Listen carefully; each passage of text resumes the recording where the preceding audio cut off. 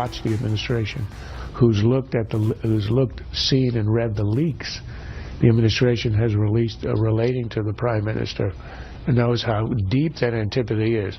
I think the invitation itself was probably a mistake, but nonetheless, this is a real critical moment, and you're the Congress. The President is about to go ahead with a deal that he says he won't even essentially listen to Congress about, whereas he needs to under American law.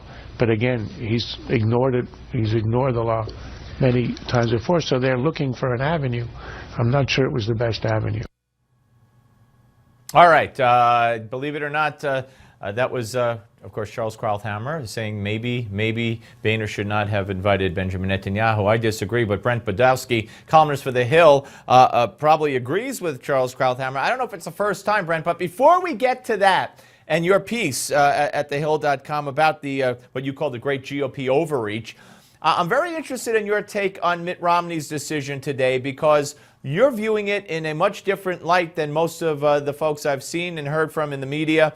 You don't think that he's gone for good. You think this is part of a strategy to put the spotlight on Jeb Bush. Am I correct? That is my view. I think what happened was that Jeb Bush did a brilliant job of getting ahead of the game, going after Mitt's donors and Mitt's former staff people. It was a very formidable piece of work by Jeb Bush, and I think what Mitt decided was that the smart move for him was to step back, get out of it for now, and his hope, I am convinced, is that all of the media will now focus on Jeb Bush as kind of the prohibitive Republican frontrunner. All of the conservatives and other Republicans will start dishing out their oppo material against Jeb Bush. So from Mitt's point of view, what he did not want was the next 6 months being a deluge of Mitt versus Bush. He wanted it to be Bush versus everyone else, and Bush standing alone as the front runner. And I think that it's kind of a clever move. If you listen carefully to what Romney said, he didn't take himself out. He said, unless there are unexpected developments. This was not General Sherman. He's not even Colonel Sherman. This is pretty weak by standards of withdrawal. So you're saying he's waiting in the wings, hoping and watching for Bush to kind of implode? Well, that is my view, that if Bush does implode, or if it just goes down much at all, I think Mitt could come in as the white knight later in the game. I think he's positioning himself. He wants Jeb to get all of the scrutiny right now. He doesn't want to get any, and he wants to be above it. He's kind of playing the same kind of a political move that Hillary Clinton is playing on the Democratic side, which I think is actually smart politics right now.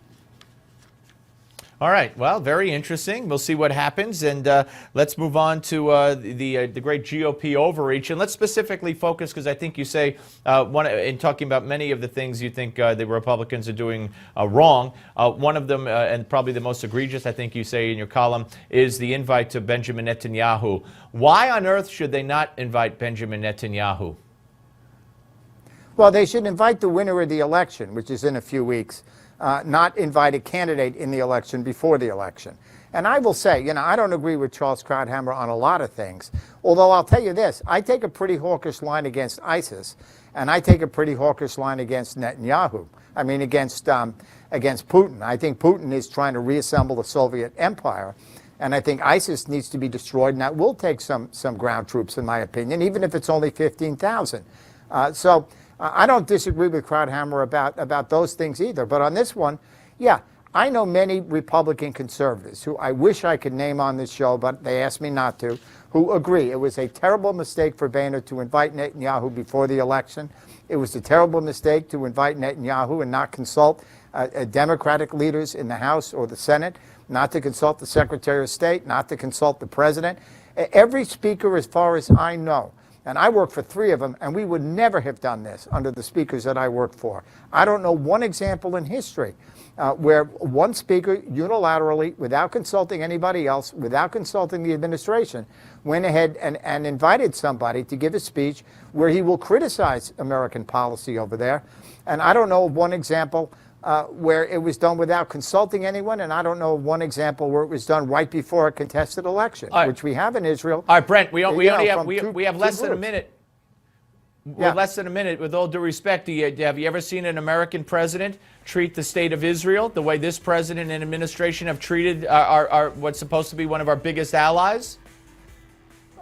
Steve, why don't we do a long show and I will make the case for the truth, which is that Barack Obama's policies on Middle East peace are consistent with every president since Ronald Reagan. All right. You know what? Let's do it. We'll have you back. We'll do a long segment, you and I, my friend. Thank you very much. Enjoy the Super Bowl. Appreciate you coming on, as always, sir. Go Packers. All right, folks.